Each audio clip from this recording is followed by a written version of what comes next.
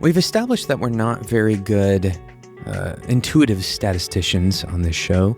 That's not a novel idea. That's not something that we've provided some kind of primary research for.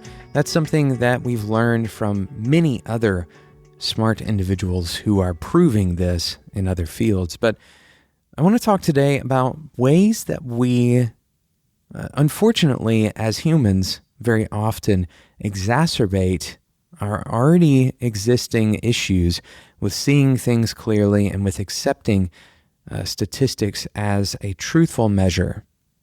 My name is Jonathan Cottrell, and you're listening to Developer T.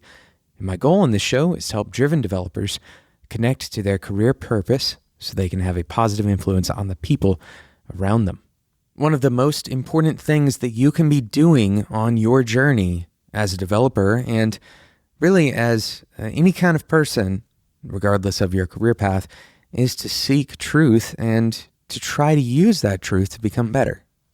Now, truth in this particular scenario is measurable truth, demonstrable truth. It's something that I can use a method and you can use the same method, and, given completely separate instances, you can have the same findings that I have. That's more or less the pointer that we want to use for truth. Now, we aren't trying to answer all of life's big questions. We aren't trying to answer, what is the purpose of existence or anything quite that big. Instead, we want to focus on truth as it relates to really our surroundings and what's happening with the work that we're doing. That's the most actionable truth that we need to surface. And so it's important that we find ways to uncover that truth. And one of the ways that we can use to uncover truth is inspection. All this means is observing something and taking down some kind of measurement, right? That's how we're going to define inspection for today's episode. And inspecting something allows you to identify some kind of boundaries. And really, the key here, again, it goes back to that definition of truth for today's episode, that I can create a measuring process that you and I, or you and me and everyone else agrees on, this measuring protocol. And we'll call that a research method, right? This is designing an experiment. It's designing that inspection method, that research method, designing the way that we're going to measure and therefore perceive together.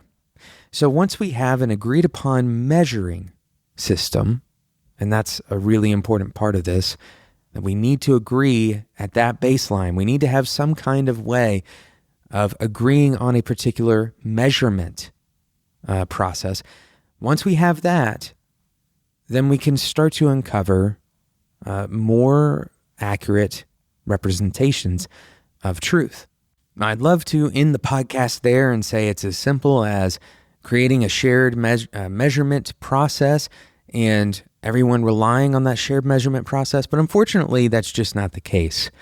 Unfortunately, even once we've created a shared measurement process, things can go wrong. Not only can they go wrong because we execute that measurement process incorrectly, not only can they go wrong because of randomness, but we can also, even after agreeing that we're going to respect these measurements and these methods, we also have a very strong ability to skew the meaning of those measurements, and ultimately, we have a very strong ability to go back on our word, to distrust those measurements. Even when we have no particularly good, and when I say good, I mean rational reason to go back on those commitments. So we're going to talk about why that is in today's episode. And we've talked about it before in previous episodes when we talk about cognitive bias.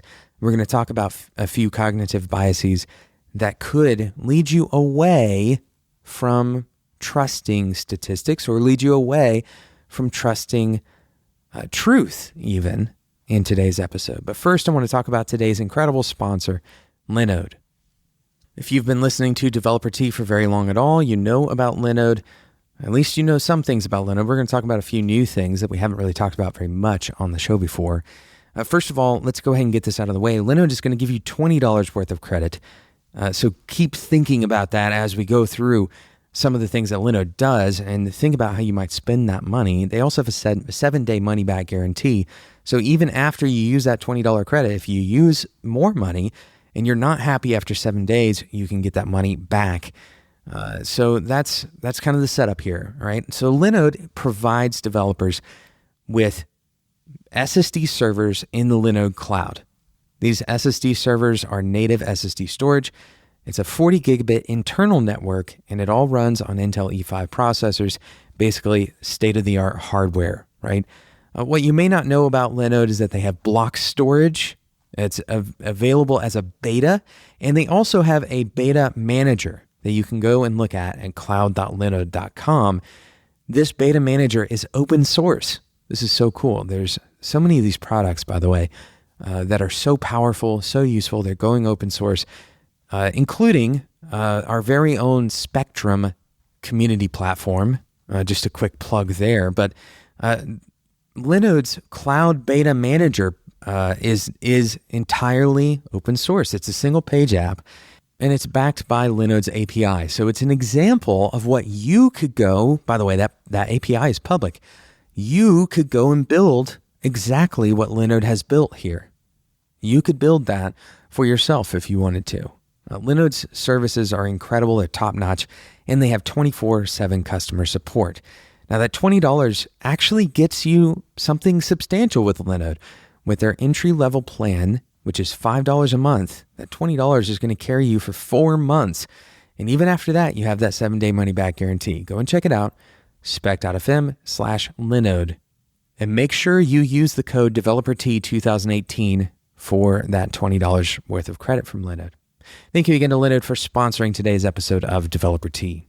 So we're getting back to this very common topic on Developer T, but it's one that I believe is worth talking about over and over and over because it is not a simple topic to get past. And that is the topic of cognitive bias. We have to keep on reminding ourselves of various cognitive biases. And we're going to talk about a few of these today. And these are by no means the comprehensive list of cognitive biases. And by no means are we going to go into depth about any one of these.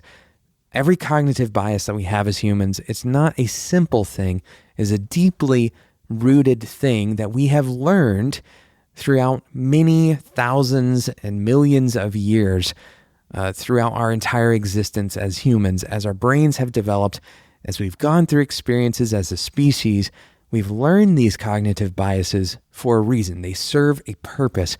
And so the history and the depth of importance of these cannot be overstated. So this isn't a new thing. It's not a new concept. It's something that we have dealt with for much longer than this podcast has been around, much longer than you and I have been around, further back than we can really remember or even that we have history to count for, because these things are so deeply ingrained in our species. And so I want to talk about a few of these. The first one, and this is probably the most common one that's talked about when it comes to statistics and finding truth, that is the confirmation bias. We're going to kind of move very quickly through this one because you're probably familiar with this, but if you're not, then it's super important that you understand this one. Confirmation bias is why you can have two people that are so deeply convinced, even after doing their own research, that their side of the story is correct. Now, why is this?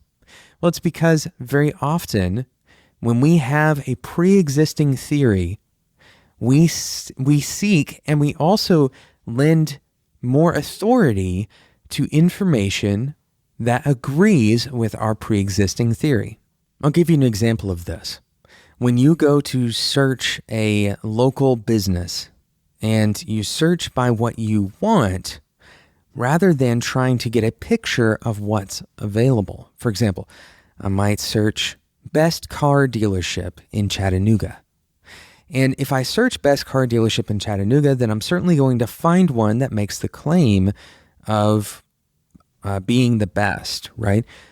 So a better search, or perhaps a less confirmation bias prone search, would be car dealership reviews, Chattanooga.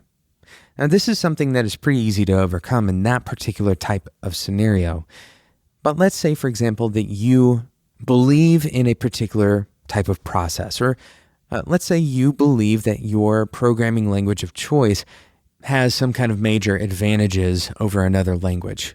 You're very likely to search, what are JavaScript's advantages over TypeScript? And of course, that is a totally made-up example, but if you're going to search for this particular type of information, you're already kind of priming that search result to deliver you what you were already looking for, what you already wanted to confirm, what you already had set yourself up to believe. And so your search was less about finding the truth and more about confirming your own perceptions.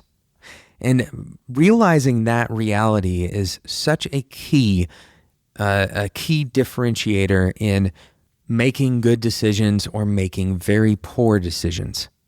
So confirmation bias, this is kind of a basic bias that a lot of other biases come out of. And it's not just Google searches, by the way. This is how we end up picking our friends and the people that we hang out with. Sometimes this is even how we end up giving promotions to people who don't necessarily deserve those promotions based on merit alone. Another cognitive bias is the availability bias. This can also be called the visibility or the focus bias. And really this is often cited in poorly done research. This is often found. And what an availability bias is whatever comes to mind most quickly, whatever has been in your mind recently is likely to have a strong effect on the outcome, right? So we also do this with more formalized research in the form of a convenience sample. This is trying to get people to participate in research, for example, and getting the ones that are closest by.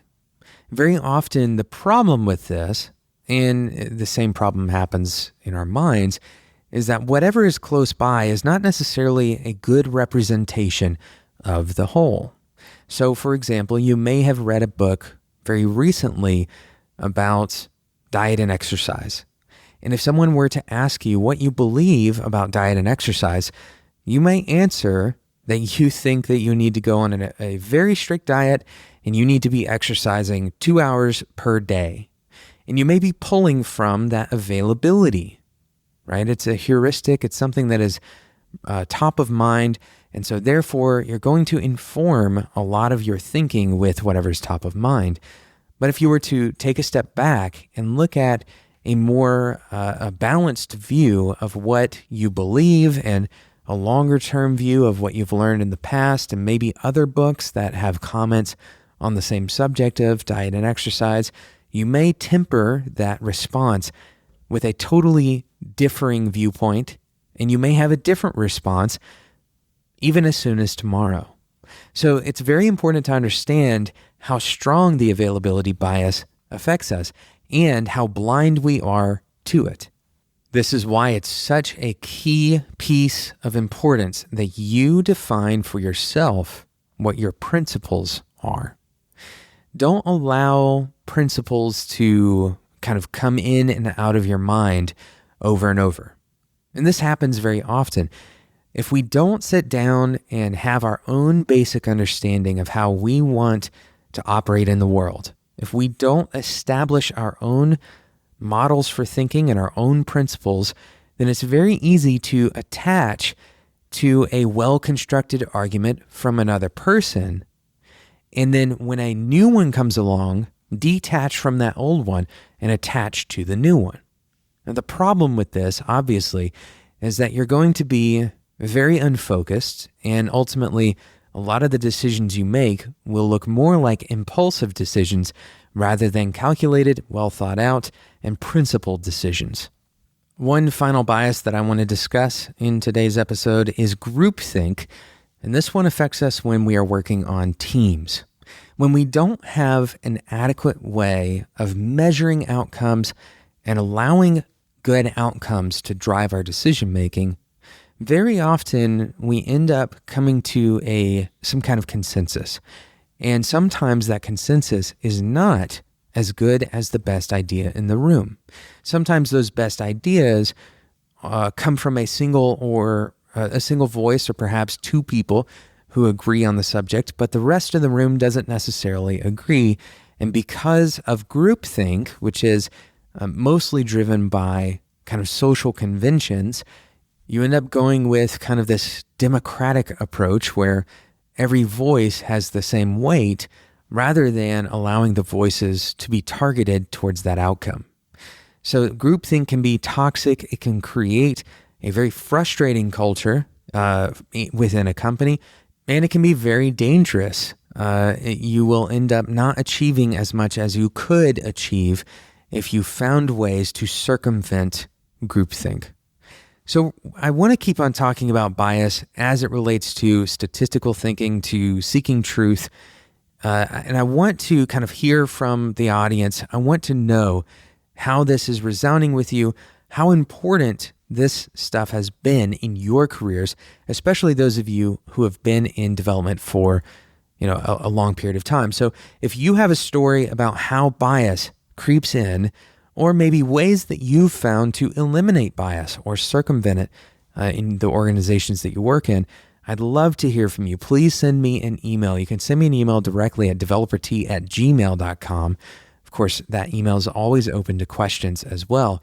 And then you can also reach out on Twitter at @developerT. Send me those questions and information, thoughts that you have about bias and about finding truth, understanding how you can apply statistics, even in the smallest of ways, in order to have better outcomes. I'd love to hear from you. Thank you so much for listening to today's episode. Remember, this stuff is not easy. If you think that you're listening to a podcast about how to, be a better developer by taking a few simple steps, that's not really what this podcast is about. Sometimes the steps are simple, but sometimes things are much harder. And usually the things that you have to work hard for are the things that are most rewarding. So I hope that you are in for that challenge. I hope you're in for, being willing to accept that you very often screw things up. Not because you mean to necessarily, but because you're human. And we all end up having these faults. We all end up falling prey to cognitive biases. Even the most experienced people, even those who understand that they have these black holes, these issues with the way their brain works that they have to overcome. Thank you so much for listening. Thank you again to Linode for sponsoring today's episode. Remember, you can get $20 worth of credit by heading over to respect.fm and using the code DeveloperT2018. Thank you again for listening. Make sure you subscribe if you don't want to miss out on future episodes. Don't forget to send in those questions, those stories, and until next time, enjoy your tea.